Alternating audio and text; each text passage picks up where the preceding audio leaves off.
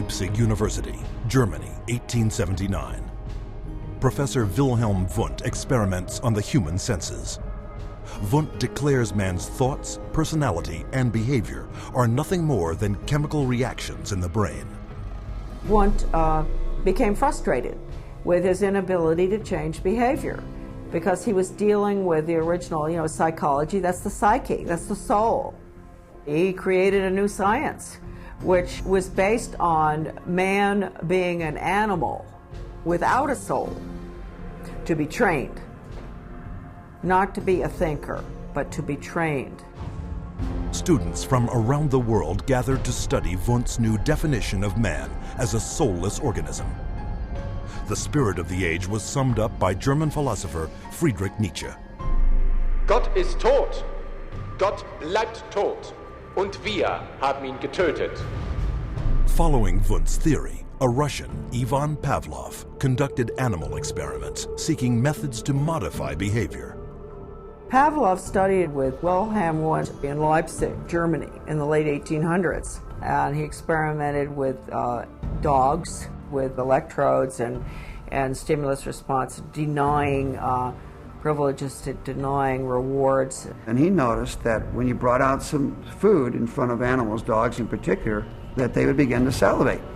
So he'd ring the bell at the same time that he brought the food out, and then eventually, instead of bringing the food out, he just rang the bell, and of course the dogs got all excited. He called that a conditioned reflex.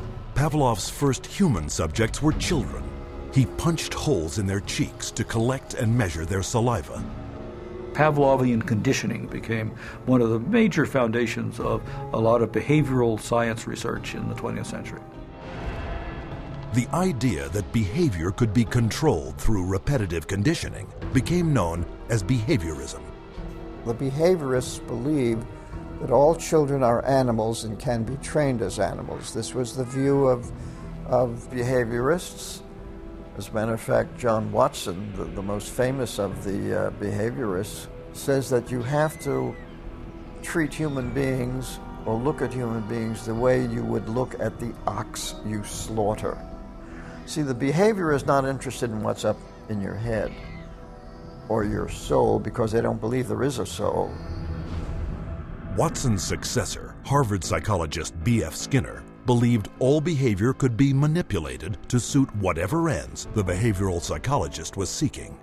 Skinner developed what's called operant conditioning, where he was able to demonstrate you can change animal behavior by certain schedules of reinforcement, by giving them rewards at certain times, and then you can teach pigeons to play ping pong, for example, and you can teach rats to run mazes, and you can teach human beings to seek certain economic or societal rewards. Skinner could actually shape new behavior patterns, and this actually was the sort of thing he quite soon became very famous for. Perhaps his most notorious experiment was the Skinner box.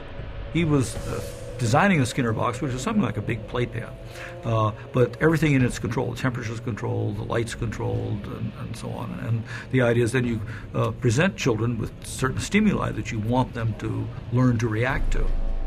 For nearly a year, Skinner isolated his daughter in a box similar to those he built for rats. The child was stimulated and had to respond in a certain way, like a chicken or a rat in a cage, because they firmly believe that children are animals. If you believe, though, that a child is a human being, you can't train him like a rat. Today, about $40 million a year in taxpayer money is paid out by the United States National Institute of Mental Health for behavioral psychology research, a total of $19 billion for all research since 1948. With these funds, psychiatrists apply the same conditioning techniques developed by Pavlov, Watson, and Skinner. Case in point, a juvenile detention center where children are hooked up to batteries delivering peak values of up to 270 volts and shocked in a procedure called aversion therapy. Antoine was having a number of problems because he was up at a center that was shocking him every time he did anything. There was a button on a little, almost like a TV remote, that would be used and pushed. They will get an additional shock for trying to remove the electrode. So they're expected to sit there and let this electricity pass through their skin without trying to remove it. If they yell in anticipation of the shock, they will shock the student an additional time for yell. The cost to send a student to Judge Rottenberg from New York is about $214,000 per student. These students are tortured. They're given this electric shock therapy for no other reason but to inflict pain. Other techniques include administering electric shock to treat sexual deviance, sending powerful magnetic impulses through the skull to interrupt brain activity, and shooting high voltage through surgically implanted electrodes, all to stifle problem behavior, and costing up to $100,000 per patient. And while this science without a soul led to behavior modification techniques that continue to generate billions in research and treatment, it also laid the groundwork for another psychiatric movement that would cause the deaths of millions.